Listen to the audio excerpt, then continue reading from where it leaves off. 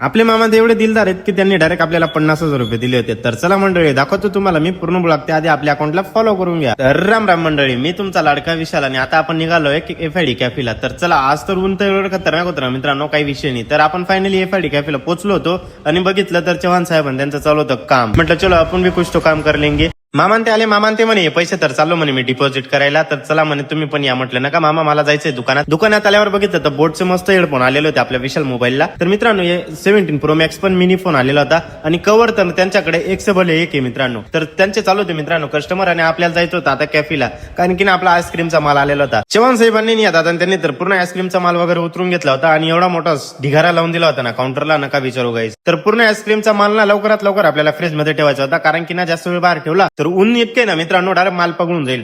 तर चव्हाण साहेबांना थोडीशी मदत करायला जाऊ म्हटलं. चव्हाण साहेबांकडे गेलो आणि पूर्ण माल म्हटलं चला चव्हाण साहेब पटकन रचून घेऊ. तर मग मी मस्त रील वगैरे बनवून घेतला थोड्याशा.